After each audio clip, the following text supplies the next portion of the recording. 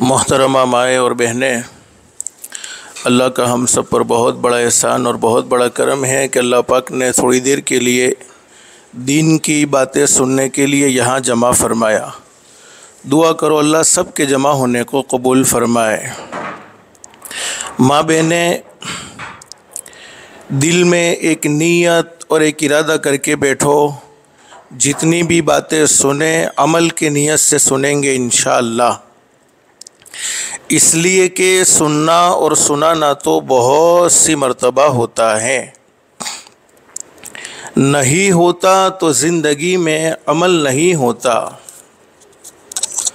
اور اصل زندگی بنتی ہے، اصل زندگی سنورتی ہے، عمل سے سنورتی ہے۔ قرآن کریم میں اللہ رب العالمین خوشخبری سناتے ہیں، فبشر عباد، میرے بندوں کو اوپر بیٹھو، میرے بندوں کو اور میری بندیوں کو خوشخبری سناؤ۔ کون سے بندے، کون سی بندیاں؟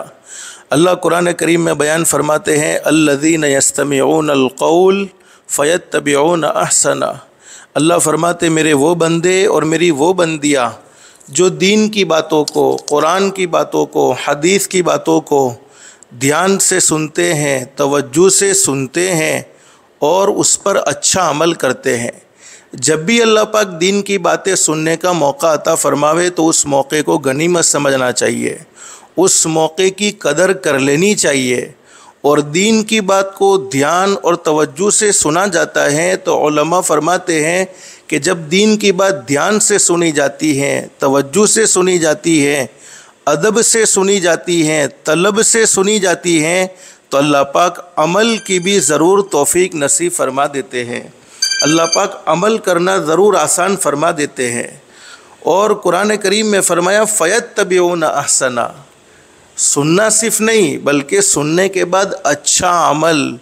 اچھے عمل کا کیا مطلب؟ اپنی مرضی کا عمل نہیں، جو باتیں ہمیں سمجھ میں آئی، ہمارے فائدے کی تھی اور ہمارے لیے عمل کرنا آسان تھا تو ان باتوں پر ہم نے عمل کرنا شروع کر دیا، اور بہت سی باتیں ایسی تھی جو ہمیں سمجھ میں نہیں آتی تھی لیکن اللہ رب العالمین کی مرضی کی تھی، وہ باتیں ہم نے اس کو چھوڑ دیا۔ فرمایا ایسا نہیں ہونا چاہیے، عمل اپنی مرضی کا نہیں بلکہ رب کی مرضی کا عمل ہونا چاہیے۔ تو انعام کیا ملے گا؟ اللہ قرآن کریم میں بیان فرماتے ہیں، اولئک الذین ھداھم اللہ واولئک ھم اولو الالباب۔ اللہ فرماتے میرے بندوں اور میری بندیوں، تم زمین پر عمل کی نیت کرو گے، تم زمین پر عمل کا ارادہ کرو گے، میں رب العالمین آسمانوں پر تمہارے لیے ہدایت کے فیصلے کر دوں گا۔ اور ہدایت سے بڑھ کر کوئی دولت ہو نہیں سکتی۔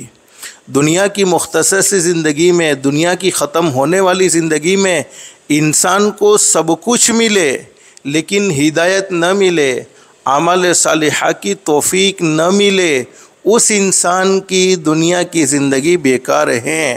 اور جس کی دنیا کی زندگی اللہ کو ناراض کر کے بیکار ہو گئی، جس کی دنیا کی زندگی اللہ کو ناراض کر کے بگڑ گئی، اللہ حفاظت فرمائے، اللہ حفاظت فرمائے، اللہ حفاظت فرمائے، اس کی آخرت کی زندگی درست نہیں ہو سکتی ہے۔ اس لیے کہ اللہ پاک نے دنیا کی زندگی آخرت کی زندگی بنانے کے لیے، دنیا کی زندگی آخرت کی زندگی سنوارنے کے لیے نصیب فرمائی ہے۔ حضرت مولانا تشریف لا چکے ہیں، اب بہت دھیان اور توجہ سے باتیں سنیں گے انشاءاللہ۔ اللہ ہم سب کے لیے عمل کرنا آسان فرماوے۔